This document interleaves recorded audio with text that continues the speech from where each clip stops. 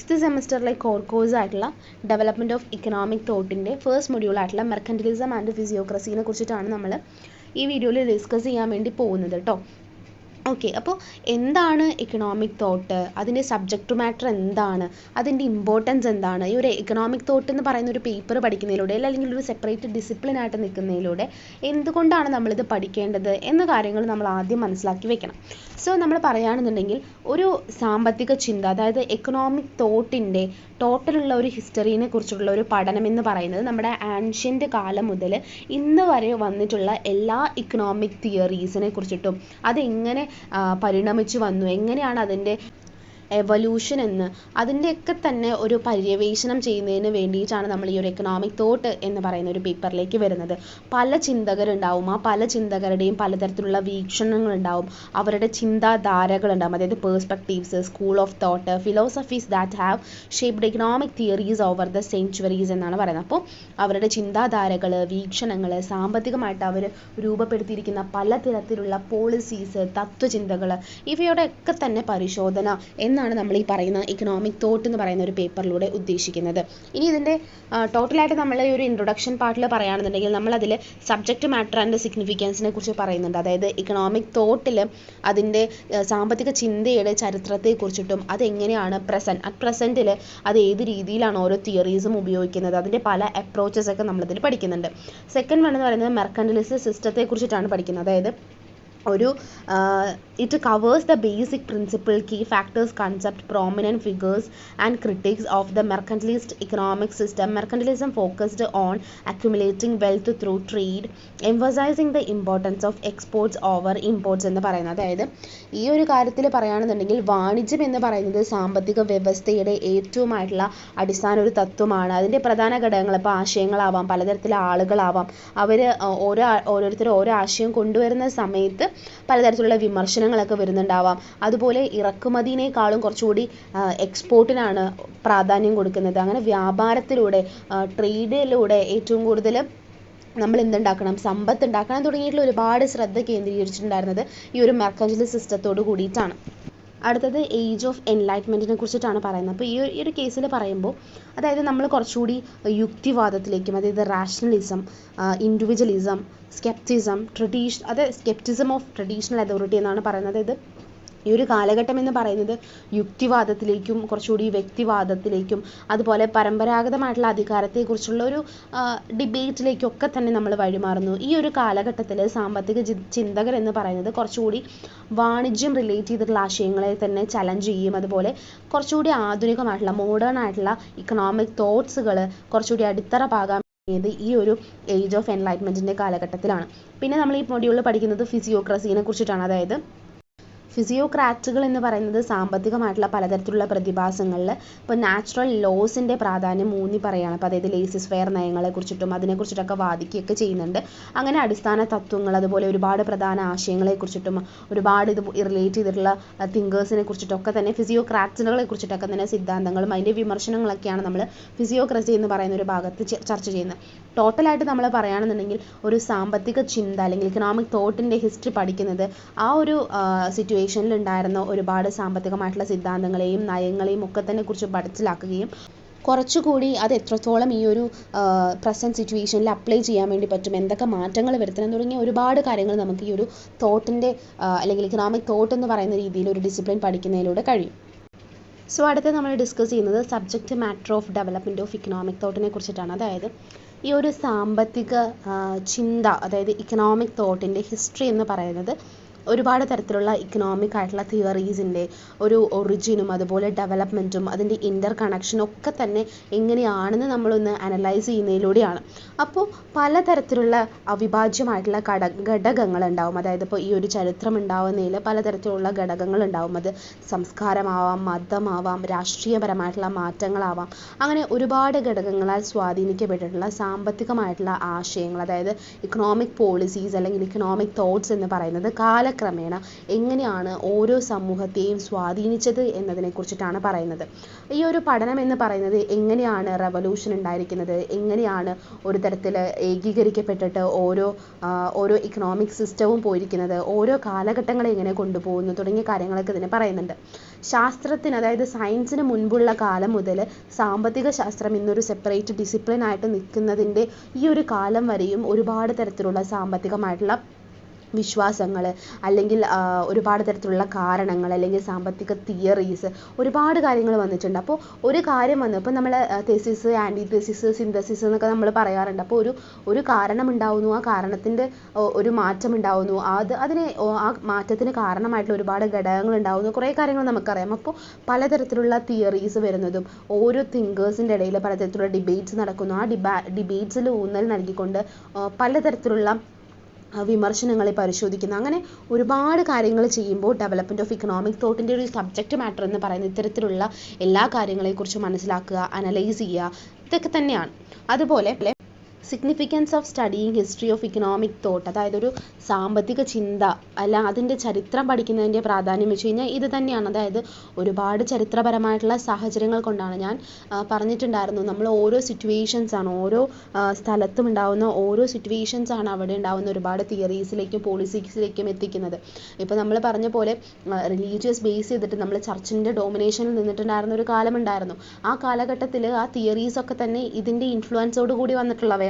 അപ്പോൾ അതിന് ഒരു ഇൻ്റർ കണക്ഷൻ ഉണ്ടാവും. അങ്ങനെ ഓരോ തരത്തിലുള്ള ഇൻഫ്ലുവൻസും കാര്യങ്ങളും ഉണ്ടായിട്ടാണ് ഓരോ തരത്തിൽ ഓരോ പോളിസീസും കാര്യങ്ങളും വരുന്നത്, പലതരത്തിലുള്ള തിയറീസ് വരുന്നത്. അങ്ങനെ ഓരോ സാമ്പത്തിക സിദ്ധാന്തങ്ങളും പോളിസികളുടെ രൂപീകരണവും അതൊക്കെ ഡെവലപ്മെൻറ്റിലേക്കും ഒക്കെ തന്നെ ഉൾക്കാഴ്ച നൽകുന്നത് എങ്ങനെയാണ് എന്നൊക്കെ തന്നെ നമ്മൾ ഈ പഠിക്കുന്നത് ഈ ഒരു സാമ്പത്തിക ചിന്തയുടെ എക്കണോമിക് തോട്ടിൻ്റെ ചരിത്രത്തിലൂടെയാണ്.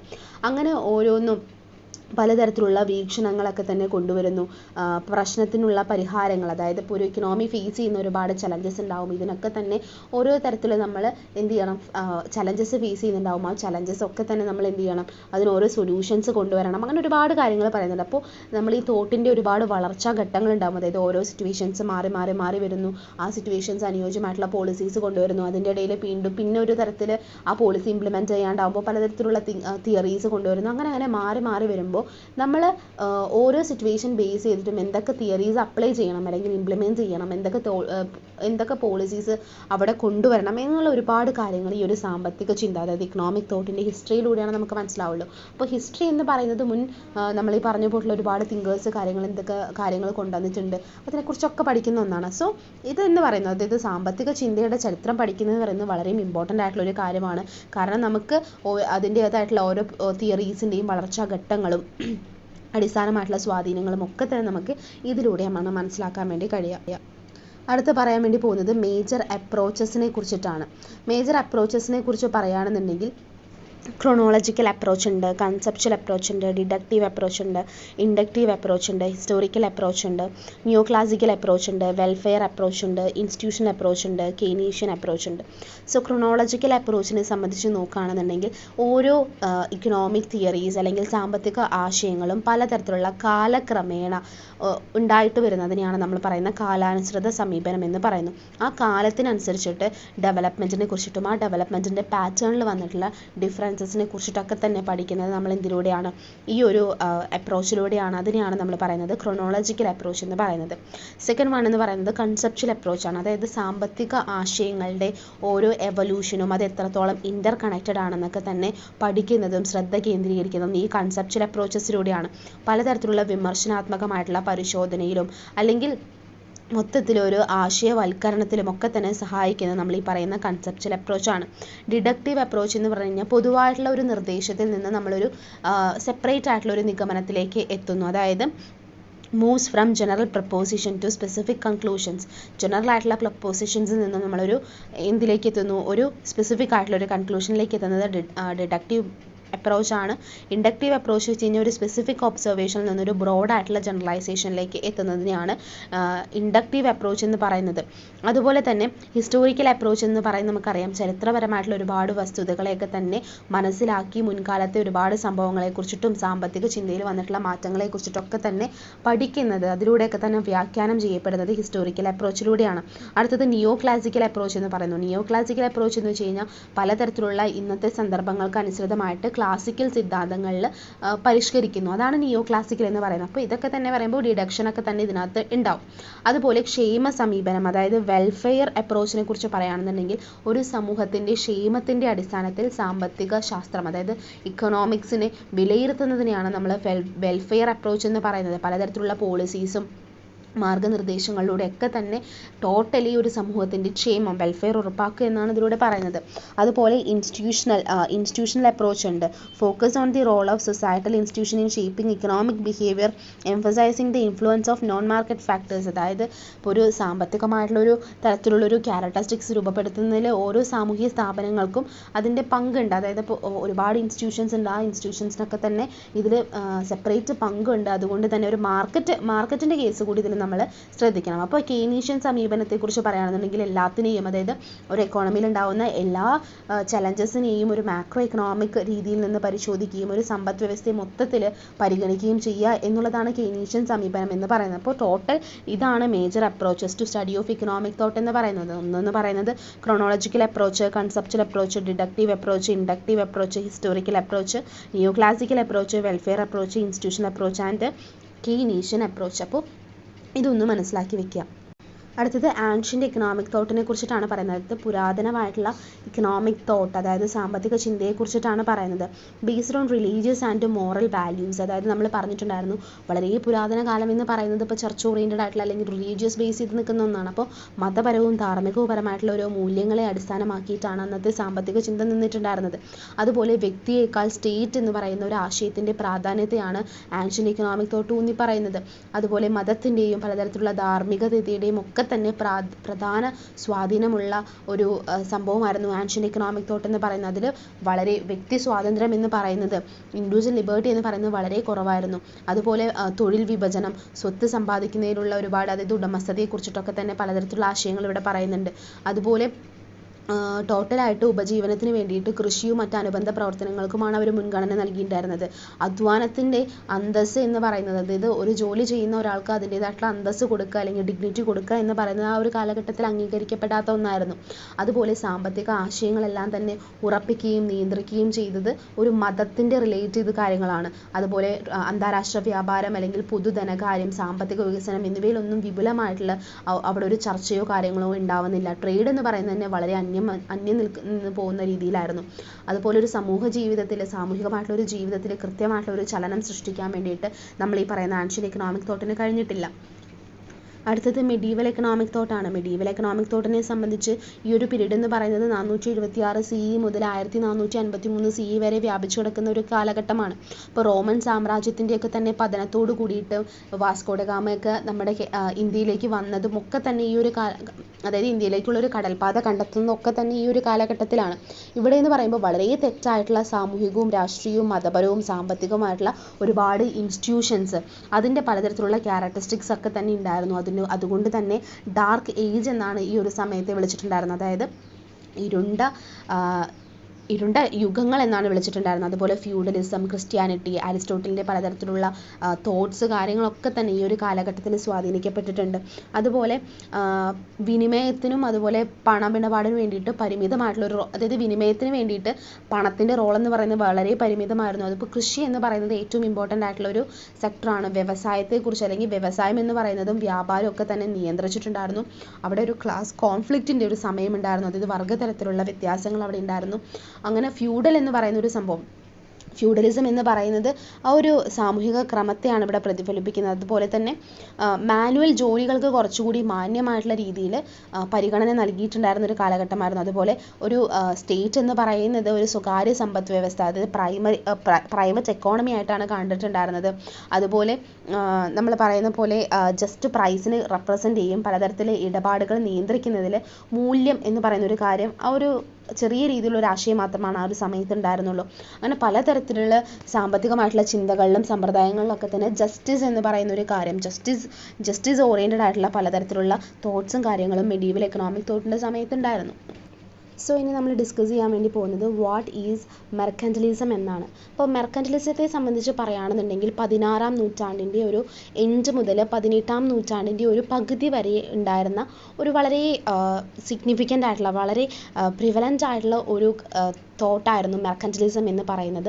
ഇംഗ്ലണ്ടിലും യൂറോപ്പിൻ്റെ ചില ഭാഗങ്ങളിലും നമ്മൾ ഈ പറയുന്ന നാഷണലിസത്തിൻ്റെയും അതുപോലെ തന്നെ പലതരത്തിലുള്ള പൊളിറ്റിക്കൽ തിയറീസിൻ്റെയും ഒക്കെ തന്നെ ഒരു എല്ലാം കൂടെ ചേർന്നിട്ടുണ്ടായിരുന്ന ഒരു സാമ്പത്തികമായിട്ടുള്ള നയമായിരുന്നു നമ്മൾ ഈ പറയുന്ന മെർക്കൻറ്റലിസം എന്ന് പറയുന്നത്. So mercantilism prevalent from the late 16th to mid 18th century was the dominant economic policy in England and parts of Europe, intertwined with the political doctrine of nationalism എന്നാണ് പറയുന്നത്.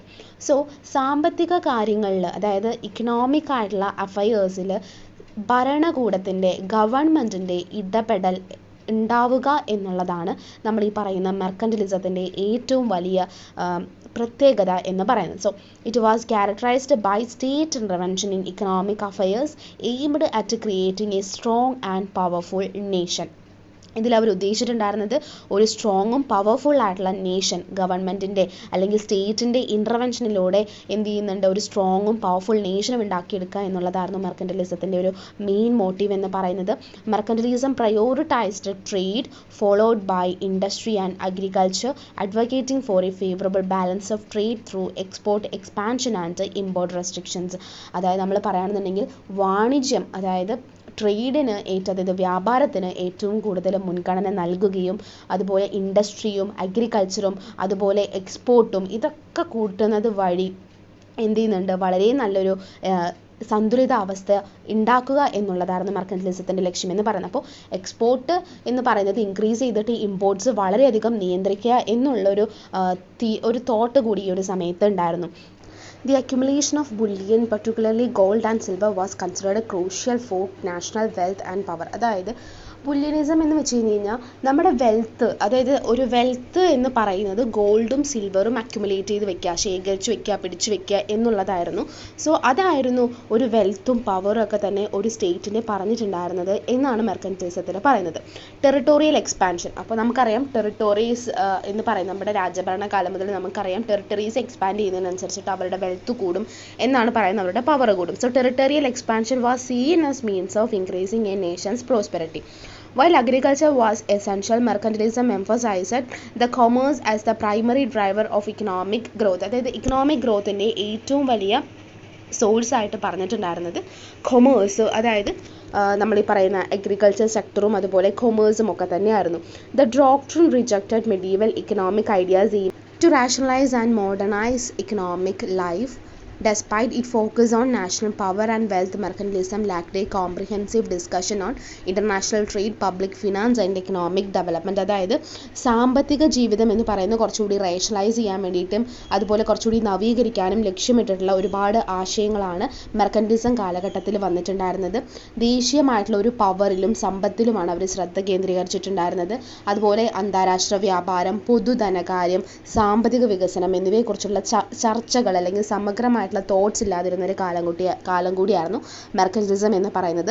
It reflected a passive idealism in social outlook with economic activities regulated by religious hierarchy. നമ്മൾ മുമ്പേ പറഞ്ഞിട്ടുണ്ടായിരുന്നു church oriented ആയിരുന്നു. അപ്പോൾ religious hierarchy, അതായത് മതപരമായിട്ടുള്ള ഒരു പാറ്റേണിൽ നിയന്ത്രിക്കപ്പെടുന്നതായിരുന്നു. അവിടെ അത് കുറച്ചുകൂടി ഹൈറാർക്കി ആയിട്ട് നിന്നിട്ടുണ്ടായിരുന്നു. നമ്മൾ ഈ പറയുന്ന ഇക്കണോമിക് ആക്ടിവിറ്റീസ് എന്ന് പറയുന്നത് റിലീജിയസ് ബേസ്ഡ് ആയിരുന്നു. അതുപോലെ ഡൈനാമിസം, അതുപോലെ സോഷ്യൽ പ്ലാനിങ് ഒക്കെ അവിടെ ഉണ്ടായിരുന്നില്ല. അപ്പോൾ ഇതാണ് ടോട്ടൽ മെർക്കൻറ്റിലിസം എന്ന് പറയുന്നത്.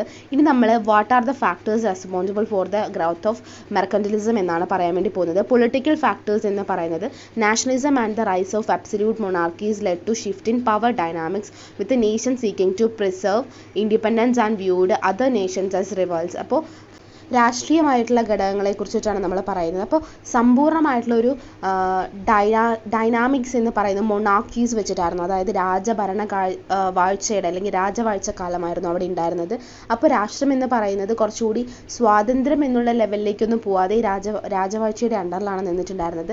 മറ്റു രാജ്യങ്ങളെയൊക്കെ തന്നെ ഇവർ റിവൽസ് ആയിട്ടാണ് കണ്ടിട്ടുണ്ടായിരുന്നത്, അതായത് എതിരാളികളായിട്ടാണ് കണ്ടിട്ടുണ്ടായിരുന്നത്. മാക്കിയവെല്ലീസിൻ്റെ ഒരുപാട് പൊളിറ്റിക്കൽ തോട്ട്സ് ഒക്കെ തന്നെ ഭരണാധികാരികളേക്ക് ഇൻഫ്ലുവൻസ് ചെയ്തിട്ടുണ്ടായിരുന്നു.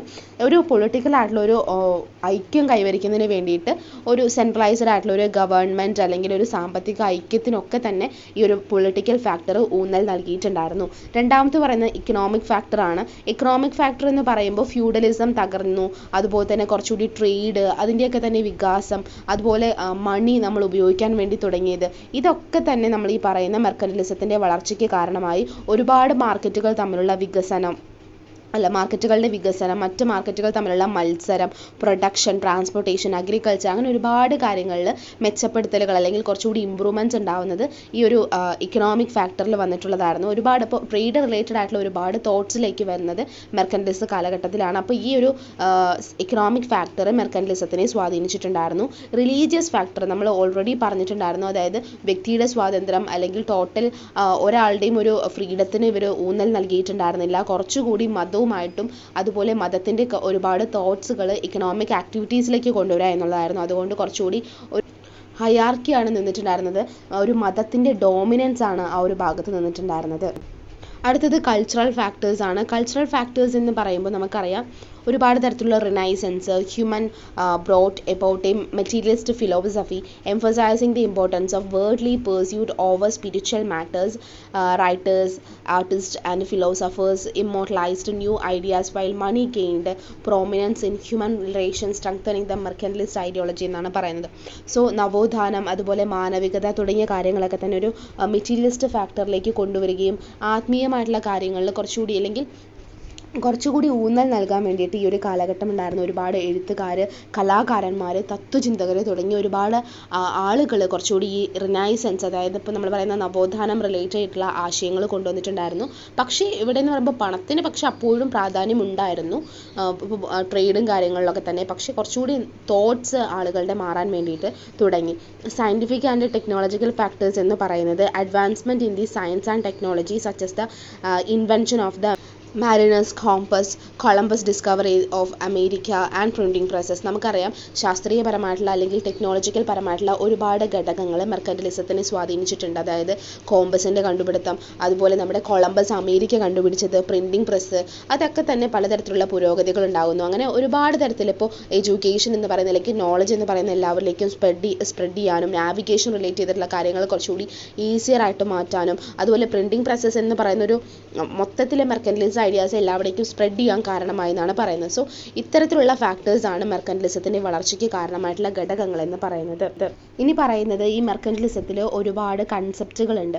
അപ്പോൾ ആ ആശയങ്ങളെ കുറിച്ചിട്ടാണ് പറയുന്നത്. ഫസ്റ്റ് വൺ എന്ന് പറയുന്നത് ബുള്ളിയനിസം ആണ്. അതായത് നമ്മൾ പറയുകയാണെന്നുണ്ടെങ്കിൽ മെർക്കന്റിലിസം എന്ന് പറയുന്നത് അതിൻ്റെ കോർ ഐഡിയ ആയിട്ട് പറഞ്ഞിരിക്കുന്നത് ബുള്ളിയനിസം ആണ്. അതായത് അക്യുമുലേഷൻ ഓഫ് പ്രീഷ്യസ് മെറ്റൽസ്, അതായത് വളരെ പ്രീഷ്യസ് ആയിട്ടുള്ള മെറ്റൽസ് ആയിട്ടുള്ള ഗോൾഡ്, സിൽവർ തുടങ്ങിയവയൊക്കെ തന്നെ അക്യുമുലേറ്റ് ചെയ്ത് വെക്കുകയും ഒരു നേഷൻ്റെ വെൽത്തും പവറൊക്കെ തന്നെ അതാണ് എന്ന് ചിന്തിച്ചിരിക്കുന്ന ഒന്നാണ് ബുള്ളിയനിസം എന്ന് പറയുന്നത്.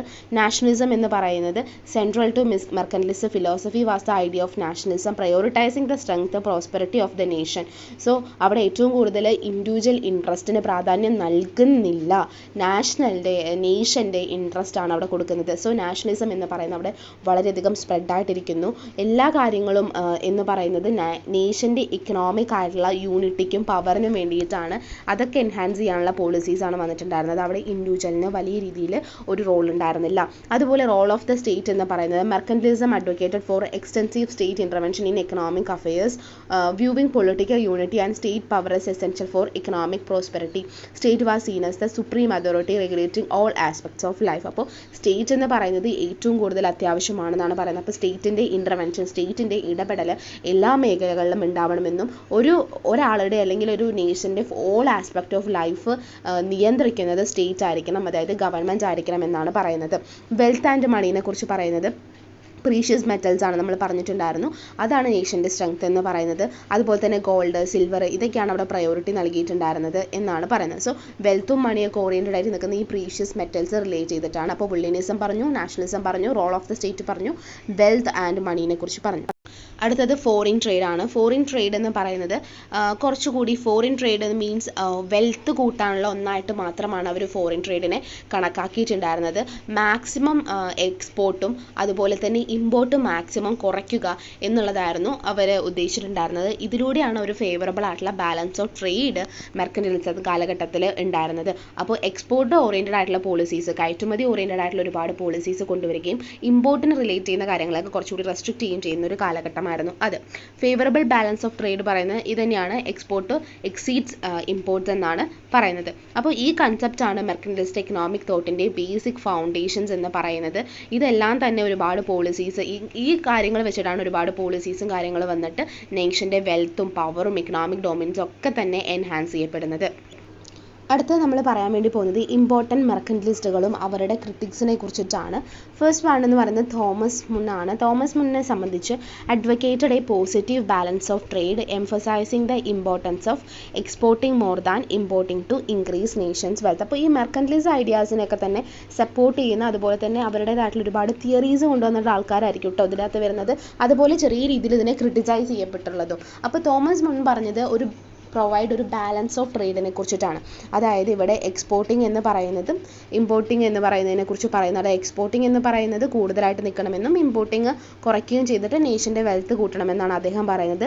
അതുപോലെ തന്നെ nations holding gold are the main measure of its wealth and advocates for government regulations of trade to achieve this. അതായത് ഒരു രാജ്യത്തിൻ്റെ കൈവശമുള്ള സ്വർണം എന്ന് പറയുന്നത് അതിൻ്റെ ഒരു വെൽത്തിൻ്റെ പ്രധാന മെഷർമെൻ്റ് ആണെന്ന് വിശ്വസിക്കപ്പെട്ടു. അതുകൊണ്ട് തന്നെ സർക്കാർ എന്ത് ചെയ്യണം, കുറച്ചുകൂടി ഇത് റിലേറ്റ് ചെയ്യുന്ന വ്യാപാരത്തിൽ കുറച്ചുകൂടി നിയന്ത്രണങ്ങൾ കൊണ്ടുവരണമെന്നാണ് പറഞ്ഞിട്ടുള്ളത്. വില്യം പെറ്റി പറയുന്നത് considered the first to develop the fact-finding approach to economic inquiry, known for his theories on economics, political arithmetic and laissez-faire philosophy. അതായത് സാമ്പത്തികമായിട്ടുള്ള കാര്യങ്ങളും ടോട്ടലായിട്ടൊരു സൊസൈറ്റിയുടെ കാര്യങ്ങളെല്ലാം തന്നെ, ഇപ്പോൾ സാമ്പത്തിക ശാസ്ത്രമാവട്ടെ അല്ലെങ്കിൽ രാഷ്ട്രീയപരമായിട്ടുള്ള കാര്യങ്ങളാവട്ടെ, ഇപ്പോൾ ലേസിസ് ഫെയർ സിദ്ധാന്തമാണ് അദ്ദേഹം ഫോളോ ചെയ്യാൻ വേണ്ടി പറയുന്നത്. നമുക്കറിയാം ഗവൺമെൻറ്റിൻ്റെ ഇൻ്റർവെൻഷൻസ് കൂടുതലായിരിക്കുന്ന ഒരു സംഭവമാണ് ലേസിസ് ഫെയർ. എല്ലാവർക്കും ഒരു ദൈവദത്തമായിട്ടുള്ള കാര്യമായിട്ടാണ് ഇതിനെ പറഞ്ഞിട്ടുണ്ടായിരുന്നത്. അതുപോലെ തന്നെ ഫിസിക്കൽ എക്കണോമിക്സിലും നാഷണലിൻ്റെ വെൽത്തിലും മണി സപ്ലൈയിലും വാല്യൂയിലും ഇൻട്രസ്റ്റ് റേറ്റിലും ഒക്കെ തന്നെ സിഗ്നിഫിക്കൻ്റ് ആയിട്ടുള്ള കോൺട്രിബ്യൂഷൻസ് വില്യം പെറ്റി വരുത്തിയിട്ടുണ്ട്. അതുപോലെ ജോസിയ ചൈൽഡ് പറയുന്നത് മെർക്കന്റിലിസത്തെ സപ്പോർട്ട് ചെയ്തിട്ടുണ്ടായിരുന്നു. അതുപോലെ ഫ്രീ ട്രേഡ് ഡോക്ട്രിൻസ് ആണ് അദ്ദേഹം സപ്പോർട്ട് ചെയ്തിട്ടുണ്ടായിരുന്നത്. നേഷൻ്റെ പ്രോസ്പെരിറ്റി എന്ന് പറയുന്നത് അവിടെ ഒരു ഫേവറബിൾ ആയിട്ടുള്ള ബാലൻസ് ഓഫ് ട്രേഡ് ഉണ്ടാകുമ്പോഴാണെന്ന് കൂടി അദ്ദേഹം പറഞ്ഞിട്ടുണ്ട്. ജോൺ ലോക്ക് എന്ന് പറയുന്ന ഒരു ലിബറൽ മെർക്കന്റിലിസ്റ്റ് ആണ്.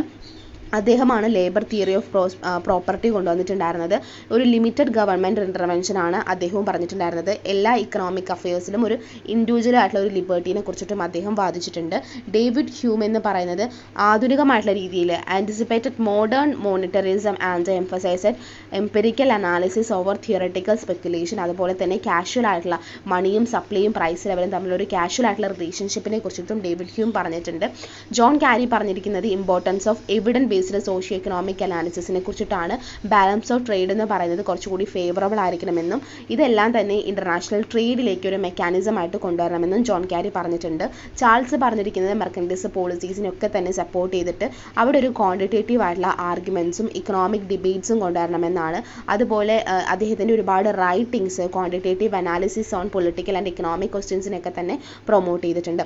ഓവറോൾ പറയുകയാണെന്നുണ്ടെങ്കിൽ these thinkers are contributing to shaping economic thought during their time with the varying perspectives on trade, government intervention and national prosperity. അപ്പോൾ അതായത് ഈ തിങ്കേഴ്സൊക്കെ തന്നെ ഇക്കണോമിക് തോട്ട് ഷേപ്പ് ചെയ്യും. അവരുടെയൊക്കെ സമയത്ത് പലതരത്തിലുള്ള പേഴ്സ്പെക്റ്റീവ്സ് അവരുടേതായിട്ടുള്ള, ഇപ്പോൾ ട്രേഡിനെ റിലേറ്റ് ചെയ്തിട്ട്, ഗവൺമെൻറ് ഇൻ്റർവെൻഷൻ റിലേറ്റ് ചെയ്തിട്ട്, നാഷണൽ പ്രോസ്പെരിറ്റി റിലേറ്റ് ചെയ്തിട്ട് അവരുടെ എല്ലാവരുടെയും ഒരു തരത്തിലുള്ള പേഴ്സ്പെക്റ്റീവ്സ് പറയുകയും ഈ ഐഡിയാസ് ഒക്കെ തന്നെ മോഡേൺ ആയിട്ടുള്ള ഒരു എക്കണോമിക് തിയറിക്കും പോളിസിക്കും ഒരു ഫൗണ്ടേഷൻ ആയിട്ട്, ഒരു ബേസ് ആയിട്ട് മാറുകയും ചെയ്തു.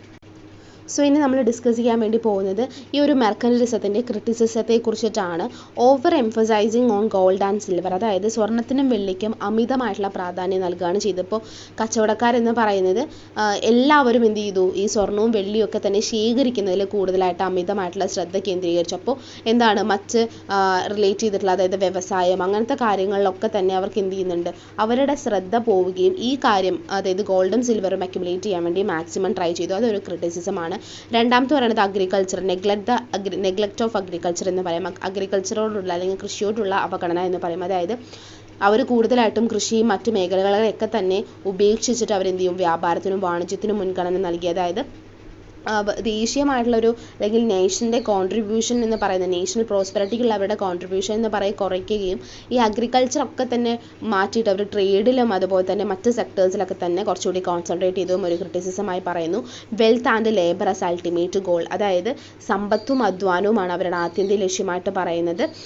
Mercantilists viewed wealth and labor as the ultimate goal of human existence, overlooking other aspects of human welfare. അതായത് മെർക്കന്റിലിസ്റ്റുകൾ എന്ന് പറയുന്നത് വെൽത്തിനും ലേബറിനുമാണ് കുറച്ചുകൂടി അൾട്ടിമേറ്റ് ഗോളായിട്ട് കൊടുത്തിട്ടുണ്ടായിരുന്നത്.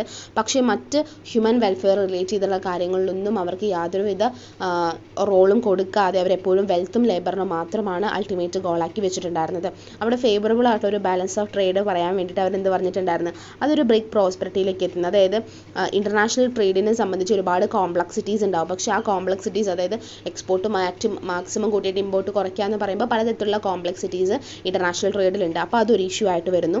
പിന്നെ zero sum view of trade എന്ന് പറയുന്നു. Mercantilist fail to grasp the concept of mutually advantages trade, seeing trade as a zero sum game where one nations gain meant another loss. അതായത് ഇവിടെ ശ്രദ്ധിക്കേണ്ട ഒരു കാര്യം, ട്രേഡ് എന്ന് പറയുന്നത് രണ്ട് നേഷനും ഉപകാരമുള്ള രീതിയിലായിരിക്കണം. പക്ഷേ ഇവിടത്തെ സംബന്ധിച്ച് ഇവിടെ എക്സ്പോർട്ട് മാത്രമാണ്, ഇമ്പോർട്ട് നെഗ്ലക്റ്റ് ചെയ്യുകയാണ് ചെയ്യുന്നത്. സോ അവിടെ എന്ന് പറയുമ്പോൾ ഒരു നേഷൻ ഒരുപാട് അച്ചീവ് ചെയ്യും, മറ്റൊരു നേഷൻ എല്ലാം ലോസ് ആവുകയും ചെയ്യുന്നൊരു സ്ഥിതിയാണ്. അപ്പോൾ zero sum view of trade ആണ് ഇവിടെ കാണുന്നത്. വാഗ് ഓഫ് ഇക്കണോമിക് കൺസെപ്റ്റുകൾ എന്ന് പറയുന്നു. Their understanding of economic concept such as value, utility, capital and interest vague and imperfect. അതായത് ഇപ്പോൾ ഒരു ട്രേഡ് റിലേറ്റ് ചെയ്തിട്ടോ അല്ലെങ്കിൽ മറ്റേത് രീതിയിലാണെന്നുണ്ടെങ്കിലും അവർ കൊണ്ടുവന്നിട്ടുള്ള സാമ്പത്തികമായ ആശയങ്ങൾ എന്ന് പറയുന്നത്, ഇപ്പോൾ മൂല്യം റിലേറ്റ് ചെയ്തിട്ടോ മൂലധനം അല്ലെങ്കിൽ പലിശ തുടങ്ങിയ ആശയങ്ങളെക്കുറിച്ചുള്ള അവരുടെ ധാരണ എന്ന് പറയുന്നത് ഒട്ടും വ്യക്തമായിരുന്നില്ല, മൊത്തം അപൂർണമായിട്ടുള്ള രീതിയിലായിരുന്നു. അതുപോലെ ലാക്ക് ഓഫ് യൂണിവേഴ്സൽ അപ്ലിക്കേഷൻ, മെർക്കന്റിലിസത്തിൻ്റെ പോളിസീസ് ഒരിക്കലും യൂണിവേഴ്സലി അപ്ലിക്കബിൾ ആയിരുന്നില്ല. പക്ഷേ നമുക്കൊരു സ്റ്റേറ്റ്മാന് കറക്റ്റ് ആയിട്ടുള്ള രീതിയിൽ ഒരു ഗൈഡൻസ് ഒന്നും തന്നെ ഇവിടെ ലഭിച്ചിട്ടുണ്ടായിരുന്നില്ല. ഒരിക്കലും ഇത് യൂണിവേഴ്സലി ആപ്ലിക്കബിൾ അല്ല എന്നാണ് പറയുന്നത്. Confusion means and ends, they mistook bullion accumulation as the ultimate goal of national policy rather than means to an end. അതായത് ഇവിടെ എന്ന് പറയുമ്പോൾ നമ്മൾ മുമ്പ് പറഞ്ഞ പോലെ തന്നെ ഗോൾഡ് അക്യുമുലേറ്റ് ചെയ്യുക, സിൽവർ അക്യുമുലേറ്റ് ചെയ്യുക എന്ന് പറയുമ്പോൾ അത് മാത്രമാണ് അവരുടെ ഒരു അൾട്ടിമേറ്റ് എയിമായിട്ട് വെച്ചിട്ടുണ്ടായിരുന്നത്. പക്ഷേ നാഷണൽ പോളിസിയുടെ അല്ലെങ്കിൽ വെൽഫെയർ റിലേറ്റ് ചെയ്തിട്ടുള്ള കാര്യങ്ങളിലൊന്നും എന്ത് ചെയ്തില്ല, കോൺസെൻട്രേഷൻ കൊടുത്തില്ല. സോ ഓവറോൾ മെർക്കന്റിലിസം എന്ന് പറയുന്നത് പലതരത്തിലുള്ള എക്കണോമിക് റിയാലിറ്റീസിനെ റിഫ്ലക്റ്റ് ചെയ്തിട്ടുണ്ടെങ്കിലും പലതരത്തിലുള്ള ഐഡിയോളജീസ് റിഫ്ലക്റ്റ് ചെയ്തിട്ടുണ്ടെങ്കിലും പക്ഷേ അതൊരിക്കലും യൂണിവേഴ്സലി ആപ്ലിക്കബിൾ അല്ല. അവരുടെ എക്കണോമിക് തോട്ടുകൾ പിന്നെയും എന്ത് ചെയ്യുന്നുണ്ട്, ഇവോൾവ് ചെയ്ത് വരുന്നുണ്ട്. ഇതൊക്കെയാണ് അതിൻ്റെ മേജർ ക്രിറ്റിസിസംസ് എന്ന് പറയുന്നത്. ഒരു 5-6 ക്രിറ്റിസിസം എന്നെങ്കിലും പഠിച്ചു വെക്കുക കേട്ടോ. അടുത്തത് ദ ഏജ് ഓഫ് എൻലൈറ്റ്മെൻറ്റിനെ കുറിച്ചിട്ടാണ് പറയുന്നത്. എൻലൈറ്റ്മെൻറ്റിൻ്റെ ഒരു കാലഘട്ടത്തെ കുറിച്ചിട്ട് ഇവിടെയാണ് ഇൻ്റലക്ച്വലും ഫിലോസഫിക്കലുമായിട്ടുള്ള പലതരത്തിലുള്ള മൂവ്മെൻറ്റ്സ് വരാൻ വേണ്ടിയിട്ട് തുടങ്ങിയത്. അതായത് ട്രഡീഷണൽ ബിലീവ്സിൽ നിന്ന് അവർ മാറിയിട്ട് കുറച്ചുകൂടി എൻലൈറ്റ്മെൻറ്റ് എന്ന് പറയുന്ന രീതിയിലേക്ക് വരികയും അവിടെ എന്ന് പറയുമ്പോൾ വാല്യൂസും ഐഡിയാസും ഒക്കെ തന്നെ പുറത്തു വരാൻ വേണ്ടി തുടങ്ങിയത്. അത് ഹ്യൂമൻ ഹാപ്പിനെസ്സിനും ലിബർട്ടിക്കും അവരുടെ പ്രോഗ്രസ്സിനും ടോളറൻസിനും അതുപോലെ കോൺസ്റ്റിറ്റ്യൂഷണൽ ഗവൺമെൻറ്റിനും അതുപോലെ separation of church from the സ്റ്റേറ്റിൽ നിന്നും ചർച്ചിനെ, അതായത് ഗവൺമെൻറ്റിൽ നിന്നും സ്റ്റേറ്റിനെ സെപ്പറേറ്റ് ചെയ്യുക തുടങ്ങിയിട്ടുള്ള ഒരുപാട് കാര്യങ്ങൾ നടന്നത് ഈ ഒരു ഏജ് ഓഫ് എൻലൈറ്റ്മെൻറ്റിൻ്റെ കാലഘട്ടത്തിലാണ്. ഒരുപാട് സയൻറ്റിഫിക് മെത്തേഡുകൾ വന്നിട്ടുണ്ടായിരുന്നതും ഈ ഒരു കാലഘട്ടത്തിലായിരുന്നു. പലതരത്തിലുള്ള എക്സ്പെരിമെൻറ്റ്സ്, ഒബ്സർവേഷൻസ്, എംപെറിക്കൽ എവിഡൻസ് തുടങ്ങിയ കാര്യങ്ങൾ ഈ ഒരു കാലഘട്ടത്തിലുണ്ടായിരുന്നു. റിലീജിയസ് ആയിട്ടുള്ള ഓർത്തഡോക്സിനെ വളരെയധികം ക്രിട്ടിസൈസ് ചെയ്യപ്പെട്ടത് ഈ ഒരു കാലഘട്ടത്തിലാണ്. എൻലൈറ്റ്മെൻറ്റ് തിങ്കേഴ്സ് എല്ലാ തരത്തിലുള്ള റിലീജിയസ് ഹൈയാർക്കിനെയും ക്വസ്റ്റ്യൻ ചെയ്യുകയും അവിടെ അതൊന്നും ആവശ്യമില്ല എന്ന് പറഞ്ഞിട്ട് ഈ ഒരു മൊണാർക്ക് തന്നെ ഇല്ലാണ്ടാക്കുകയും ചെയ്യാൻ വേണ്ടി ഇരുന്നു. അതായത് ചർച്ച് ഓറിയൻറ്റഡ് ആയിട്ടുള്ള കാര്യങ്ങളിൽ നിന്നും സെപ്പറേറ്റ് ചെയ്യാൻ വേണ്ടി ട്രൈ ചെയ്തു. പിന്നെ റൂട്ട്സ് ആൻഡ് പ്രസിഡൻസ് എന്ന് പറയുന്നത് റിനൈസൻസ് ഹ്യൂമനിസത്തിന് റിലേറ്റ് ചെയ്തിട്ടാണ്. സയൻറ്റിഫിക് റവല്യൂഷനാണ് അവർ ഉദ്ദേശിച്ചിട്ടുണ്ടായിരുന്നത്. അതുപോലെ പലതരത്തിലുള്ള ഫ്രാൻസിസ് ബേക്കൺ, അതുപോലെ തന്നെ ഐസക് ന്യൂട്ടൺ പോലുള്ള പലതരത്തിലുള്ള ആളുകളുടെയും പബ്ലിക്കേഷൻസ് ഒക്കെ തന്നെ, അല്ലെങ്കിൽ എൻസൈക്ലോപീഡിയ തുടങ്ങിയ കാര്യങ്ങളൊക്കെ തന്നെ പബ്ലിഷ് ചെയ്തതിലൂടെ ഒരുപാട് നോളജ് സ്പ്രെഡ് ആയിട്ടുണ്ടായിരുന്നു. അതുപോലെ പലതരത്തിലുള്ള ഐഡിയാസ്, എൻലൈറ്റ്മെൻറ്റ് എന്ന് പറയുന്നത് യൂറോപ്പിൽ നിന്നും ഒരുപാട് പുറത്തേക്കും ഒക്കെ തന്നെ ഇത്തരത്തിലുള്ള പബ്ലിക്കേഷൻസിലൂടെ പലതരത്തിലുള്ള ഇൻ്റലക്ച്വൽ ഐഡിയാസ് ഒക്കെ തന്നെ എക്സ്ചേഞ്ച് ചെയ്യപ്പെട്ടിട്ടുണ്ടായിരുന്ന ഒരു കാലഘട്ടമായിരുന്നു. അടുത്തത് പൊളിറ്റിക്കൽ ആൻഡ് അഡ്മിനിസ്ട്രേറ്റീവ് റിഫോംസിനെ കുറിച്ചിട്ട്. അപ്പോൾ എൻലൈറ്റ്മെൻറ്റ് എന്ന് പറയുന്നത് കുറച്ചുകൂടി ഒരു സിഗ്നിഫിക്കൻ്റ് ആയിട്ടുള്ള വാല്യൂ ഓറിയൻറ്റഡ് ആയിട്ടുള്ള ഒരു സിഗ്നിഫിക്കൻ്റ് റിഫോമാണ്. അതായത് ഒരു സ്റ്റേറ്റ് എന്ന് പറയുന്നത് മോഡേൺ സ്റ്റേറ്റ് ആയിരിക്കണമെന്നും ലിബറൽ ഡെമോക്രസി ആയിരിക്കും അവിടെ കൊടുക്കണമെന്ന് പറഞ്ഞിട്ട്. അപ്പോൾ പൊളിറ്റിക്കൽ വാല്യൂ റിലേറ്റ് ചെയ്തിട്ടുള്ള കാര്യങ്ങളും അഡ്മിനിസ്ട്രേറ്റീവ് റിഫോംസും ഈ ഒരു കാലഘട്ടത്തിൽ നടന്നിട്ടുണ്ടായിരുന്നു. ഒരു മോഡറേറ്റ് ആയിട്ടുള്ള എൻലൈറ്റ്മെൻറ്റ് ആണ് ഈ ഒരു കാലഘട്ടത്തിൽ ഉണ്ടായിരുന്നത്. പിന്നെ പൊളിറ്റിക്കൽ റവല്യൂഷൻസ് ഒക്കെ തന്നെ ഇതിനെ ഇൻഫ്ലുവൻസ് ചെയ്തിട്ടുണ്ടായിരുന്നു. അതായത് ഫ്രഞ്ച് റവല്യൂഷൻ ആവട്ടെ, അല്ലെങ്കിൽ മറ്റു തരത്തിലുള്ള റവല്യൂഷൻസ് ഒക്കെ കോമൺ പീപ്പിൾ അവരുടെ റൈറ്റ്സിന് വേണ്ടി നടത്തിയിട്ടുണ്ടായിരുന്ന പല റവല്യൂഷൻസും, അതായത് മൊണാർക്കിയൊക്കെ തന്നെ ഇല്ലാതാക്കാൻ വേണ്ടിയിട്ടും റിലീജിയസ് അതോറിറ്റി ഇല്ലാതാക്കാൻ വേണ്ടിയിട്ടും കോമൺ പീപ്പിൾ നടത്തിയിട്ടുള്ള പലതരത്തിലുള്ള പ്രൊട്ടസ്റ്റ്. ലെഗസി ആൻഡ് ഇൻഫ്ലുവൻസ് എന്ന് പറയുമ്പോഴും എൻലൈറ്റ്മെൻറ്റ് ലെഗസിനെ കുറിച്ചിട്ടും ഒരു മോഡേൺ ആയിട്ടുള്ള പൊളിറ്റിക്കൽ ആയിട്ടുള്ള കാര്യങ്ങൾ അല്ലെങ്കിൽ ഇൻ്റലക്ച്വൽ കൾച്ചറിലേക്കും അതുപോലെ ലിബറലിസം പ്രൊമോട്ട് ചെയ്യുന്നതിലൊക്കെ തന്നെ ഇൻഫ്ലുവൻസ് ചെയ്തിട്ടുണ്ടായിരുന്നു. ഒരു സെക്യുലർ ഹ്യൂമനിസവും ഇവിടെ ഉണ്ടായിരുന്നു. അപ്പോൾ ഇത്തരം കാര്യങ്ങളൊക്കെ തന്നെയാണ് ഇവിടെ പറയുന്നത്. ഇനി അടുത്ത് പറയാൻ വേണ്ടി പോകുന്നത് what are the characteristics of physiocracy എന്നാണ്. ഇപ്പോൾ നമ്മൾ ഫിസിയോക്രസിയിൽ ഒരുപാട് കാര്യങ്ങൾ ഡിസ്കസ് ചെയ്തു. സെയിം കാര്യങ്ങൾ തന്നെയാണ് പറയുന്നത്. ഫസ്റ്റ് വൺ എന്ന് പറയുന്നത് നാച്ചുറൽ ഓർഡർ ആണ്. അതായത് നാച്ചുറൽ ഓർഡർ എന്ന് പറയുമ്പോൾ ഫിസിയോക്രാറ്റ്സുകൾ ബിലീവ് ചെയ്തിട്ടുണ്ടായിരുന്നത് ഒരു നാച്ചുറൽ ഓർഡറിലാണ്. അതായത് ഗോഡാണ് ഹ്യൂമൻ്റെ വെൽഫെയറിന് വേണ്ടിയിട്ട് ഒരുപാട് റൈറ്റ്സും കാര്യങ്ങളും അല്ലെങ്കിൽ ഒരു നാച്ചുറൽ ആയിട്ടുള്ള ഒരു ഓർഡർ ഉണ്ടാക്കിയിരിക്കുന്നത്. അതാണ് നമ്മൾ ഫോളോ ചെയ്യേണ്ടത്. അതുകൊണ്ട് തന്നെ ഇക്കണോമിക് ആക്ടിവിറ്റീസ് ഒക്കെ തന്നെ ഗൈഡ് ചെയ്യുന്നതിന് വേണ്ടിയിട്ട്, അതായത് ഇക്കണോമിക് ആക്ടിവിറ്റീസ് ഒക്കെ തന്നെ ഗൈഡ് ചെയ്യുന്നത് ഇത്തരത്തിലുള്ള നാച്ചുറൽ ഓർഡേഴ്സ് വഴിയാണ്. അതായത് ദൈവം എന്താണോ പറഞ്ഞിരിക്കുന്നത് അതാണ് നമ്മൾ ഫോളോ ചെയ്യുന്നത്. ദൈവത്തിൻ്റെ അല്ലെങ്കിൽ ദൈവം പറയുന്ന കാര്യങ്ങൾ ചെയ്യാൻ വേണ്ടിയിട്ടുള്ളവരാണ് ഈ കിങ്ങുകൾ എന്നൊക്കെ പറഞ്ഞിട്ടുണ്ടായിരുന്ന ഒരു ടൈമായിരുന്നു ഫിസിയോക്രസി എന്ന് പറയുന്നത്. അഗ്രികൾച്ചർ ഫോക്കസ് എന്ന് പറയുന്നത് അവരെപ്പോഴും കൃഷിയാണ് ഏറ്റവും കൂടുതൽ പ്രൊഡക്റ്റീവ് ആയിട്ടുള്ള ഒരു ഒക്യുപ്പേഷനായിട്ട് കണ്ടിട്ടുണ്ടായിരുന്നത്. അതിൽ നിന്ന് ജനറേറ്റ് ചെയ്യുന്ന സർപ്ലസ് എമൗണ്ട് വെച്ചിട്ട് ക്യാപിറ്റൽ ഫോർമേഷൻ ഉണ്ടാക്കാമെന്നും അതിന് എന്ത് ചെയ്യാം, നമുക്ക് ഇൻഡസ്ട്രിയിലേക്കും ട്രേഡ് ഒക്കെ നിന്നും വ്യത്യാസമായിട്ട് എപ്പോഴും കൃഷിയാണ് അവരുടെ മേജർ ആയിട്ടുള്ള ഒരു തൊഴിലായിട്ട് നിന്നിട്ടുണ്ടായിരുന്നത്. അതുപോലെ ക്രിട്ടിക് ഓഫ് മെർക്കന്റിലിസം, ഫിസിയോക്രാറ്റ്സുകൾ ഈ ഒരു കച്ചവട നയങ്ങളെ, അതായത് നമ്മൾ ഈ പറയുന്ന മെർക്കന്റിലിസത്തിൻ്റെ നയങ്ങളെയൊക്കെ തന്നെ എതിർത്തിട്ടുണ്ടായിരുന്നു. ഒരു സമൂഹത്തിൻ്റെ രാജ്യത്തിനും സമ്പദ് വ്യവസ്ഥയ്ക്കും ഹാനികരമാണ് ഇത്തരത്തിലുള്ള കച്ചവട നയങ്ങൾ, അതായത് പോളിസീസുകൾ, അതായത് മെർക്കന്റിലിസ്റ്റ് പോളിസീസുകൾ എന്നാണ് അവർ പറഞ്ഞിട്ടുണ്ടായിരുന്നത്. അതുപോലെ തന്നെ ഫ്രീ ട്രേഡ് അഡ്വക്കസി, അതായത് ഇപ്പം നമ്മൾ മുമ്പ് പറഞ്ഞ പോലെ തന്നെ അവരെപ്പോഴും സ്വതന്ത്രമായിട്ടുള്ളൊരു വ്യാപാരത്തിനെയാണ് ഫേവർ ചെയ്തിട്ടുണ്ടായിരുന്നത്. അപ്പോൾ ഒരു ഇക്കണോമിക് പ്രോസ്പെരിറ്റിക്കും ഗ്രോത്തിനും ഒക്കെ തന്നെ ഫ്രീ ട്രേഡാണ് ആവശ്യമെന്നാണ് അവർ പറഞ്ഞിട്ടുള്ളത്. സോ അവിടെ ട്രേഡ് റെസ്ട്രിക്ഷൻസ് ഒന്നും പാടില്ല എന്നാണ് ഫിസിയോക്രസിയിൽ പറയുന്നത്. ഇക്കണോമിക് ലിബർട്ടി എന്ന് പറയുന്നത്, അപ്പോൾ ഈ ഫിസിയോക്രാറ്റ്സ് എപ്പോഴും ഇക്കണോമിക് ലിബർട്ടീനെയും മിനിമൽ സ്റ്റേറ്റ് ഇൻ്റർവെൻഷനും, അതായത് സ്റ്റേറ്റ് ഒരുപാട് കാര്യങ്ങളിൽ അങ്ങോട്ട് കയറി ഇടപെടേണ്ട ആവശ്യമില്ല, ഒരു ഇക്കണോമിക് ഗ്രോത്തിനും പ്രോസ്പെരിറ്റിക്കൊക്കെ വേണ്ടിയിട്ട് സ്റ്റേറ്റിൻ്റെ ഇൻ്റർവെൻഷൻ കുറയ്ക്കണം, പക്ഷേ അവിടെ എന്ത് ചെയ്യണം, ഫ്രീ ട്രേഡ് ഉണ്ടാവണമെന്നാണ് അവർ പറഞ്ഞിട്ടുള്ളത്. അപ്പോൾ ഒരു ഇക്കണോമിക് ലിബർട്ടി, അതായത് ഒരു എക്കോണമിയുടെ സ്വാതന്ത്ര്യത്തെയാണ് അവർ സപ്പോർട്ട് ചെയ്തിട്ടുണ്ടായിരുന്നത്. മിനിമം സ്റ്റേറ്റ് ഫങ്ഷൻസ്, ഇത് നമ്മൾ മുമ്പ് പറഞ്ഞ പോലെ തന്നെ സ്റ്റേറ്റിൻ്റെ ഫങ്ഷൻസ് എന്ന് പറയുന്നത് ഒരാളുടെ ലൈഫ് പ്രൊട്ടക്ട് ചെയ്യുക, ലിബർട്ടി, പ്രോസ്പെരിറ്റി, ഇങ്ങനത്തെ കാര്യങ്ങൾ നോക്കുക, അല്ലാതെ കയറി ട്രേഡിലും കാര്യങ്ങളിലും വലിയ റെസ്ട്രിക്ഷൻസ് വെക്കേണ്ട എന്നാണ് അവർ പറയുന്നത്. പിന്നെ സ്റ്റേറ്റിൻ്റെ റോളിനെ കുറിച്ച് പറയുന്നുണ്ട്. ഇപ്പോൾ property rights, promoting education, infrastructure development, natural order maintain ചെയ്യുക, പ്രിസർവ് ചെയ്യുക, ഇങ്ങനത്തെ കാര്യങ്ങൾ മാത്രം സ്റ്റേറ്റ് നോക്കിയാൽ മതി, സ്റ്റേറ്റിൻ്റെ റോൾ ഇത് മാത്രമായിരിക്കണമെന്നാണ് ഫിസിയോക്രാറ്റ്സുകൾ പറയുന്നത്. ഇതിൽ മണിയുടെ റോൾ എന്ന് പറയുന്നത് ഒരു എക്കോണമിയിൽ ഒരു മീഡിയം ഓഫ് എക്സ്ചേഞ്ച് എന്ന് മാത്രം എന്നുള്ള രീതിയിലാണ് മണിക്ക് റോൾ കൊടുത്തിരിക്കുന്നത്. അതുപോലെ തന്നെ വേജസ് എന്ന് പറയുന്നത്, അതായത് ഒരാൾക്ക് മാക്സിമം എത്ര വേജ് വേണം, അയാളുടെ എന്താ പറയുക ബേസിക് ആയിട്ടുള്ള നീഡ്സ് സാറ്റിസ്ഫൈ ചെയ്യാനുള്ള ഒരു വേജ് മാത്രം മതി, ഓവർ വേജ് വേണ്ട എന്നുള്ളതാണ് അവർ പറയുന്നത്. സിംഗിൾ ടാക്സ് സിസ്റ്റത്തെയാണ് അവർ പ്രപ്പോസ് ചെയ്തിരിക്കുന്നത്. അത് ടാക്സ് ലാൻഡിനെയാണ് ഫോക്കസ് ചെയ്തിരിക്കുന്നത്. അതുപോലെ പ്രൈവറ്റ് പ്രോപ്പർട്ടീനെ അവർ സപ്പോർട്ട് ചെയ്യുന്നുണ്ട്. ഫിസിയോക്രാറ്റ്സ് എന്ന് പറയുന്നത് പ്രൈവറ്റ് പ്രോപ്പർട്ടിക്ക് കുറച്ച് വേണ്ടി, അതായത് പ്രൈവറ്റ് പ്രോപ്പർട്ടി എന്നുള്ള രീതിയിൽ കുറച്ച് ഇനീഷ്യേറ്റീവ്സ് കൊണ്ടുവന്നിട്ട് എല്ലാവർക്കും ഒരു സോഷ്യൽ ഇൻസ്റ്റിറ്റ്യൂഷൻസിൽ ഒരു ഇൻ്റഗ്രൽ പാർട്ടാണ് ഈ ഒരു നമ്മൾ പറയുന്ന സപ്പോർട്ട് ടു പ്രൈവറ്റ് പ്രോപ്പർട്ടി, അതായത് പ്രൈവറ്റ് പ്രോപ്പർട്ടി ഓൺ ചെയ്ത് വെക്കുക എന്നുള്ളത്. ഇൻഡിവിജ്വൽ ലിബർട്ടി, അതായത് ഇവിടെ എന്ന് പറയുന്നത് മാക്സിമം ഇൻഡിവിജ്വൽ ലിബർട്ടി ആണെന്ന് പറയുന്നത്, അതായത് ഈ ഫിലോസഫിയുടെ മേജർ കോറായിട്ടുള്ള ഒരു തോട്ട് എന്ന് പറയുന്നത് പോലും ഇൻഡിവിജ്വൽ ലിബർട്ടിയാണ്. പിന്നെ ഹാർമണി ആൻഡ് ഇൻ്റർഡിപ്പെൻഡൻസിനെ കുറിച്ച് പറയുന്നുണ്ട്. സോഷ്യൽ ലൈഫ് എന്ന് പറയുന്നത് കുറച്ചുകൂടി സെക്യൂരിറ്റി ആയിരിക്കണം, പ്രോസ്പെറിറ്റി ആയിരിക്കണം, ലിബർട്ടിയിലായിരിക്കണം. ഇങ്ങനത്തുള്ള എല്ലാ ഫൗണ്ടേഷൻ എലമെൻസും ഉള്ള ഒരു സോഷ്യൽ ലൈഫാണ് അക്കോർഡിംഗ് ടു ഫിസിയോക്രാറ്റ്സ് പ്രിൻസിപ്പിളിലേക്ക് കൊടുക്കുന്നത്. സോ ഇതാണ് നമ്മൾ ഈ പറയുന്ന ഫിസിയോക്രസിയുടെ ഏറ്റവും വലിയ സവിശേഷതകൾ എന്ന് പറയുന്നത്. ഇത് മറക്കരുത്, കാരണം മെർക്കന്റിലിസം എന്താണ്, ഫിസിയോക്രസി എന്താണെന്നൊക്കെ തന്നെ ഡിഫറൻസ് ചെയ്ത് നമ്മൾ പഠിക്കാൻ വേണ്ടിയിട്ട് നോക്കണം. അടുത്ത് നമ്മൾ പറയാൻ വേണ്ടി പോകുന്നത് major economic ideas of physiocracy. ഫിസിയോക്രസിയുടെ മേജർ എക്കണോമിക് ഐഡിയാസിനെ കുറിച്ചിട്ടാണ് നമ്മൾ പറയാൻ വേണ്ടി പോകുന്നത്.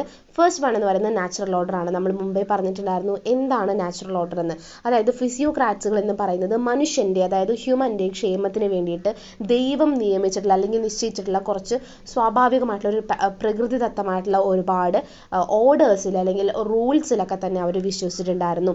അതായത് വ്യക്തി സ്വാതന്ത്ര്യം എന്ന് പറയുന്നതും അതുപോലെ സ്വകാര്യ സ്വത്തവകാശം എന്ന് പറയുന്നതൊക്കെ തന്നെ അവിടെ ഒരു കാര്യങ്ങളെല്ലാം തന്നെ ഈ ഒരു നാച്ചുറൽ ഓർഡറിൽ ഉണ്ട്. അതായത് ഈ ഇൻഡിവിജ്വൽ ലിബർട്ടിയും പ്രൈവറ്റ് പ്രോപ്പർട്ടി റൈറ്റ്സിൻ്റെ മേലുള്ള കുറച്ച് ആർട്ടിഫിഷ്യൽ ആയിട്ടുള്ള ബാരിയേഴ്സ് ഒക്കെ തന്നെ നീക്കം ചെയ്യണമെന്നും നാച്ചുറൽ ഓർഡറിൽ പറയുന്നുണ്ട്. അതുപോലെ തന്നെ പീപ്പിളിൻ്റെ റൈറ്റ്സ് എന്ന് പറയുന്നത് ഒരിക്കലും അവരുടെ ലിബർട്ടിയിലും അതുപോലെ തന്നെ ഒന്നിലും അവരുടെ പ്ലഷർ അല്ലെങ്കിൽ അവരുടെ, ഞാൻ മുമ്പ് നമ്മൾ ലൈവ് സെഷനിൽ പറഞ്ഞിട്ടുണ്ടായിരുന്നു, മാക്സിമം പ്ലഷർ എന്ന് പറയുന്നത് ഒരാൾക്ക് ഏറ്റവും കൂടി ആവശ്യമുള്ളത് അയാൾക്ക് പ്ലഷറാണ്. അതായത് പെയിൻ അല്ല അവർക്ക് വേണ്ടത്, പ്ലഷറാണ്. അപ്പോൾ പ്ലഷർ എന്ന് പറയുന്നത് നമ്മളിപ്പോൾ ഒരു സാധനം ഒരുപാട് ചോയ്സസ് ഉണ്ടാവുന്നില്ല, അതിൽ നിന്നൊരു സാധനം സെലക്ട് ചെയ്യുന്നു. അപ്പോൾ അവിടെ അയാൾക്ക് കിട്ടുന്നത് എന്താണ്? പ്ലഷറാണ്. അയാൾക്ക് ഇഷ്ടമുള്ളത് എന്താണോ അതാണ് കിട്ടുന്നത്. അയാൾ സാക്രിഫൈസ് ചെയ്യുന്നില്ല. പക്ഷേ ഒരാൾ ദാരിദ്ര്യത്തിലായിരിക്കുന്ന സമയത്ത് അയാൾക്ക് ഒരുപാട് കാര്യങ്ങൾ സാക്രിഫൈസ് ചെയ്തിട്ട് വേണം അയാളുടെ ബേസിക് നീഡ്സിലേക്ക് എത്താൻ വേണ്ടിയിട്ട്. സോ അവിടെ സാക്രിഫൈസ് ചെയ്യുമ്പോൾ എന്തുണ്ട്? അയാൾക്ക് പ്ലഷർ അല്ല, പെയിനാണ് ഉണ്ടാവുന്നത്. അപ്പോൾ നാച്ചുറൽ ഓർഡർ വെച്ച് പറയുകയാണെന്നുണ്ടെങ്കിൽ ഒരാളുടെ ഇൻഡിവിജ്വലിന് മാക്സിമം പ്ലഷർ ആണ് വേണ്ടത്, മിനിമം സാക്രിഫൈസ് ആണ് വേണ്ടത് എന്നാണ്. സോ ഇതാണ് ടോട്ടലി നാച്ചുറൽ ഓർഡർ എന്താണെന്ന് പറയുന്നത്. നെറ്റ് പ്രൊഡക്റ്റ് എന്ന് പറയുന്നത് ഈ agriculture was seen as the only productive occupation capable of producing net product. നമ്മൾ പറഞ്ഞിട്ടുണ്ടായിരുന്നു സർപ്ലസ് എമൗണ്ട് വേണമെന്നുണ്ടെങ്കിൽ അഗ്രികൾച്ചർ പ്രൊഡക്ഷനിലാണ് മാറ്റം വരുത്തേണ്ടതെന്ന്. So net product represented as the surplus resulting from agriculture bounty difference between total agriculture production and consumption by farmers. അതായത് നമ്മൾ ഈ net product എങ്ങനെയാണ് ജനറേറ്റ് ചെയ്യുന്നതെന്നാണ് പറയുന്നത്. അതായത് കാർഷിക ഉൽപ്പന്നങ്ങൾ കർഷകർ ഉൽപ്പാദിപ്പിക്കുകയും എന്നിട്ട് കർഷകരുടെ ഉപയോഗം അല്ലെങ്കിൽ ഉപഭോഗം കഴിഞ്ഞ ശേഷമുള്ള കാർഷിക ഉൽപ്പന്നത്തെയാണ്, അതും തമ്മിലുള്ള ഒരു വ്യത്യാസത്തെയാണ് നമ്മൾ ഇതിലൊരു നെറ്റ് പ്രൊഡക്റ്റായിട്ട് പറയുന്നത്. Physiocrats advocated for free trade policies to stimulate agriculture investment. അപ്പോൾ ഫ്രീ ട്രേഡ് എന്ന് പറയുന്ന ഒരു കാര്യം, അതായത് സ്വതന്ത്രമായിട്ടുള്ള വ്യാപാരം എന്ന് പറയുന്ന ഒരു കാര്യം അവർ പ്രൊമോട്ട് ചെയ്യുന്ന സമയത്ത് അവർ കൂടുതലായിട്ടും അഗ്രികൾച്ചർ ഇൻവെസ്റ്റ്മെൻറ്റിനാണ് പ്രാധാന്യം നൽകിയിട്ടുണ്ടായിരുന്നത്. അഗ്രികൾച്ചർ പ്രോഫിറ്റ്സ് ഇൻക്രീസ് ചെയ്യാനും അതുപോലെ തന്നെ ഓവറോൾ ആയിട്ടുള്ള ഒരു പ്രോസ്പെറിറ്റി ഇൻക്രീസ് ചെയ്യാനും ഒക്കെ തന്നെ ഈ പറയുന്ന നെറ്റ് പ്രൊഡക്റ്റിന് സാധ്യമായിട്ടുണ്ട്. അടുത്തത് സർക്കുലേഷൻ ഓഫ് വെൽത്ത് ആണ്. സർക്കുലേഷൻ ഓഫ് വെൽത്ത് എന്ന് പറയുന്നത് physiocrats analysed wealth distribution likening it in to the circulation of blood in the human body. അതായത് ഒരു സ്റ്റേറ്റിൽ നമ്മുടെ വെൽത്ത് എന്ന് പറയുന്നത് ഡിസ്ട്രിബ്യൂട്ട് ചെയ്യുന്നത് ഒരു ഹ്യൂമൻ ബോഡിയിൽ നമ്മുടെ ബ്ലഡ് സർക്കുലേറ്റ് ചെയ്ത പോലെ ആയിരിക്കണം എന്നാണ് വെൽത്ത് ഡിസ്ട്രിബ്യൂഷൻ എന്ന് പറയുന്നത്. ഫ്രാങ്കോയിസ് പറയുന്നത് economic table illustrated the circular flow of wealth in the economy showing production distribution and consumption. അപ്പോൾ ഒരു സർക്കുലർ ഫ്ലോ ഓഫ് വെൽത്ത് എന്ന് പറയുന്നത് ഒരു ഇക്കണോമിക് ടേബിളിൽ പറയുന്നത് എങ്ങനെയാണെന്ന് വെച്ച് കഴിഞ്ഞാൽ അവിടെ പ്രൊഡക്ഷൻ ഉണ്ടാവും, ഡിസ്ട്രിബ്യൂഷൻ ഉണ്ടാവും, കൺസംഷൻ ഉണ്ടാവും. അപ്പോൾ എക്കോണമിയിൽ ഇതിങ്ങനെ സർക്കുലേറ്റ് ചെയ്ത് വരുന്നു. അതുപോലെ തന്നെ സർക്കുലേഷൻ ഓഫ് വെൽത്ത് എന്ന് പറയുന്നത് ഇപ്പോൾ പലതരത്തിലായിരിക്കും. ഇപ്പോൾ ഒരു സർക്കുലേഷൻ, അതായത് ഒരു സർക്കിളിൽ അത് പോകുമ്പോൾ ക്ലാസ് എന്നുള്ള രീതിയിൽ ഫാമേഴ്സ് ഉണ്ടാവും, ലാൻഡ് ലോണേഴ്സ് ഉണ്ടാവും, മെർച്ചൻറ്റ്സ് ഉണ്ടാവും. അപ്പോൾ ഇത് സർക്കുലേറ്റ് ചെയ്തിട്ട് ഒരു വെൽത്ത് എന്ന് പറയുന്നത് പ്രൊഡക്റ്റീവ് ക്ലാസ്സിൽ നിന്നും ഏറ്റവും അവസാനം എവിടേക്ക് തന്നെ എത്തണം? പ്രൊഡക്റ്റീവ് ക്ലാസ്സിലേക്ക് തന്നെ എത്തണം വെൽത്ത് എന്ന് പറയുന്നത്. അപ്പോൾ ഫാമേഴ്സ് അത് പ്രൊഡ്യൂസ് ചെയ്തിട്ട് വിടുമ്പോൾ അത് ലാൻഡ് ഓണേഴ്സിലേക്ക് പോകും, മെർച്ചൻറ്റ്സിലേക്ക് പോകും, പിന്നെ ലേബേഴ്സ് ആൻഡ് സ്ലേവ്സിലേക്ക് പോയി കഴിഞ്ഞിട്ട് പ്രൊഡക്റ്റീവ് ക്ലാസ്സുകളിലേക്ക് തന്നെ എന്ത് ചെയ്യണം? അത് എത്തണം എന്നാണ് പറയുന്നത്. Wealth was produced by the productive class, circulated among different classes and ultimately return to the farmers. Ultimately അതിൻ്റെ പ്രോഫിറ്റ്സും കാര്യങ്ങളും റിട്ടേൺ ചെയ്ത് വരുന്നത് എവിടേക്ക് ആയിരിക്കണം? ഫാമേഴ്സിലായിരിക്കണം എന്നാണ് സർക്കുലേഷൻ ഓഫ് വെൽത്തിൽ പറയുന്നത്. ഇതാണ് ഫിസിയോക്രസിയുടെ പ്രധാനമായിട്ടുള്ള സാമ്പത്തിക ആശയങ്ങൾ എന്ന് പറയുന്നത്. അടുത്തത് ഇമ്പോർട്ടൻറ്റ് ഫിസിയോക്രാറ്റ്സും അവർ പറഞ്ഞിരിക്കുന്ന കാര്യങ്ങളെക്കുറിച്ചിട്ടാണ് നമ്മൾ പറയാൻ വേണ്ടി പോകുന്നത്. ഫസ്റ്റ് വൺ എന്ന് പറയുന്നത് ഫ്രാങ്കോയിസ് ആണ്. ഫ്രാങ്കോയിസ് നമ്മൾ കുറച്ച് മുമ്പ് പറഞ്ഞപ്പോൾ നമ്മളിത് മനസ്സിലാക്കിയിട്ടുണ്ടാവും എന്താണ് ഫ്രാങ്കോയിസ് പറഞ്ഞിട്ടുണ്ട്. അതായത് ഫ്രാൻസിലെ ഫിസിയോക്രാറ്റ് സ്കൂൾ ഓഫ് ഇക്കണോമിക്സിൻ്റെ സ്ഥാപകനും അതുപോലെ തന്നെ ലീഡറും ഒക്കെ ആയിട്ടായിരുന്നു ഫ്രാങ്കോയിസ് ഗുസ്നെ എന്ന് പറയുന്നത്. ഫിസിയോക്രസിയുടെ അടിത്തറയായിട്ടുള്ള, അത് ബേസ് നൽകിയിട്ടുള്ള ഒരു തിയറി ആയിട്ടുള്ള ടേബിൾ ഇക്കണോമിക്സ് എന്ന് പറയുന്ന ഒരു റൈറ്റിങ്സിന് പേര് കേട്ട ആളാണ് ഫ്രാങ്കോയിസ് എന്ന് പറയുന്നത്. അപ്പോൾ ഒരു ഫ്രാൻസിൻ്റെ രാജ്യത്തിൻ്റെ സമ്പത്ത് വർദ്ധിപ്പിക്കുന്നതിന് കൃഷിയെ കുറച്ചുകൂടി സ്ട്രെങ്തൻ ചെയ്യുകയും അതിന് വേണ്ടിയിട്ട് വാദിക്കുകയും ചെയ്യുകയും ഒരു രാജ്യത്തിൻ്റെ ഇൽനെസ് എന്ന് പറയുന്നത് ഫാമേഴ്സിൻ്റെ ഇടയിലുള്ള ദാരിദ്ര്യമാണ്, അല്ലെങ്കിൽ ഫാമേഴ്സിൻ്റെ ഇൽനെസ് ആണ് അതിലേക്ക് നടത്തുക, അല്ലെങ്കിൽ ഫാമേഴ്സിൻ്റെ പോവേർട്ടിയാണ് അതിലേക്ക് കാരണമാവുക എന്ന് പറഞ്ഞത് അദ്ദേഹമാണ്. അദ്ദേഹം കുറച്ചുകൂടി നാച്ചുറൽ ആയിട്ടുള്ള റൈറ്റ്സുകളിലും നിയമങ്ങളിലും ഒക്കെ തന്നെ വിശ്വസിക്കുകയും മൊത്തത്തിൽ ഗവൺമെൻറ്റിൻ്റെ ഒരു ഇടപെടലിനെതിരെ വാദിക്കുകയും ഒക്കെ ചെയ്തിട്ടുള്ള ഒരാളായിരുന്നു ഫ്രാങ്കോയിസ് എന്ന് പറയുന്നത്. അടുത്തത് ആൻ റോബർട്ട് ജാക്വസ് ഡഗോട്ടിനെ കുറിച്ച് പറയുകയാണെന്നുണ്ടെങ്കിൽ ഫിസിയോക്രാറ്റ്സുകൾ പ്രചരിപ്പിച്ചിട്ടുണ്ടായിരുന്ന ഫ്രഞ്ച് സാമ്പത്തിക ശാസ്ത്രജ്ഞനും അതുപോലെ തന്നെ തന്ത്രജ്ഞനും ഒക്കെയായിരുന്നു റോബർട്ട് ജാക്വസ് എന്ന് പറയുന്നത്. ഫിസിയോക്രാറ്റിക് ആയിട്ടുള്ള ആശയങ്ങളെയൊക്കെ തന്നെ ലിബറൽ ആയിട്ടുള്ള രീതിയിലുള്ള വീക്ഷണങ്ങളുമായിട്ട് സംയോജിപ്പിക്കുകയാണ് അദ്ദേഹം ചെയ്തിട്ടുണ്ടായിരുന്നത്. ഓഫോൺ seen as a early advocate of economic liberalism, blending physiocratic ideas with the liberal perspectives. അതുപോലെ തന്നെ അദ്ദേഹത്തിൻ്റെ വർക്ക് എന്ന് പറയുന്നത് reflection on the formation and distribution of wealth ആണ്. അതാണ് ഏറ്റവും കൂടുതൽ, അതായത് സോഷ്യൽ എക്കണോമിക്സിലൊരു പ്രധാനപ്പെട്ട ഗ്രന്ഥമായിട്ട് പറയുന്നത്. അതുപോലെ തന്നെ emphasised the importance of land as the primary source of wealth. അതായത് ഇവിടെ ഒരു വെൽത്ത് എന്നുള്ള രീതിയിൽ പ്രൈമറി സോഴ്സ് ആയിട്ട് പറയുന്നത് ലാൻഡ് ആണ്. ആ ലാൻഡിനെയാണ് നമ്മൾ വെൽത്ത് ആയിട്ട് കണക്കാക്കപ്പെട്ടിട്ടുണ്ടായിരുന്നത്. അതുപോലെ ലേസിസ് ഫെയറിനെ സപ്പോർട്ട് ചെയ്യുകയും ചെയ്തിട്ടുണ്ടായിരുന്നു അദ്ദേഹം. അതുപോലെ അദ്ദേഹത്തിൻ്റെ സേവിങ്സും ക്യാപിറ്റൽ ഫോർമേഷനെ കുറിച്ചിട്ടൊക്കെ തന്നെ അനലൈസ് ചെയ്തിട്ട് ഇക്കണോമിക് ഗ്രോത്തിന് ഇൻഫ്ലുവൻസ് ചെയ്യുന്ന ഫാക്ടേഴ്സ് റിലേറ്റ് ചെയ്തിട്ടുള്ള കാര്യങ്ങൾ അദ്ദേഹം പറഞ്ഞിട്ടുണ്ട്. സോ ഇതൊക്കെയാണ് അദ്ദേഹത്തെക്കുറിച്ച് പറയുന്നത്. അടുത്തത് പോൺ ഡി ഡോമേഴ്സിനെ കുറിച്ച് പറയുകയാണെന്നുണ്ടെങ്കിൽ ഫിസിയോക്രാറ്റിക് സിദ്ധാന്തങ്ങളെയൊക്കെ തന്നെ പ്രോത്സാഹിപ്പിച്ച ഒരു ഫ്രഞ്ച് അമേരിക്കൻ എഴുത്തുകാരനും അതായത് റൈറ്ററും ഒക്കെ തന്നെയായിരുന്നു, സാമ്പത്തിക ശാസ്ത്രജ്ഞനും ഒക്കെ തന്നെയായിരുന്നു അദ്ദേഹം എന്ന് പറയുന്നത്. Free trade between France and Great Britain was served as the inspector of general of commerce. ഫ്രാൻസും ഗ്രേറ്റ് ബ്രിട്ടനും തമ്മിലുള്ള സ്വതന്ത്രമായിട്ടുള്ള വ്യാപാരത്തിന് വേണ്ടിയിട്ടാണ് അദ്ദേഹം വാദിച്ചിട്ടുണ്ടായിരുന്നത്. Played a role in a treaty of Versailles in 1783 and the early stages of French revolution. ആ കാലഘട്ടത്തിലായിരുന്നു. അതുപോലെ ലൂയി 16 ഒക്കെ തന്നെ അദ്ദേഹം ചലഞ്ച് ചെയ്യുകയും അതുപോലെ കുറച്ചുകൂടി റാഡിക്കൽ റിപ്പബ്ലിക്കൻ നയങ്ങളെയൊക്കെ തന്നെ എതിർക്കുകയും ഒക്കെ ചെയ്തിട്ടുണ്ടായിരുന്നു അദ്ദേഹം എന്ന് പറയുന്നത്. അപ്പോൾ നമ്മൾ 3 ആൾക്കാരെ കുറിച്ചിട്ടാണ് പറഞ്ഞത്. അവർ ഓരോന്നും പറഞ്ഞത് എന്താണെന്ന് കൃത്യമായിട്ട് മനസ്സിലാക്കി വെക്കുക.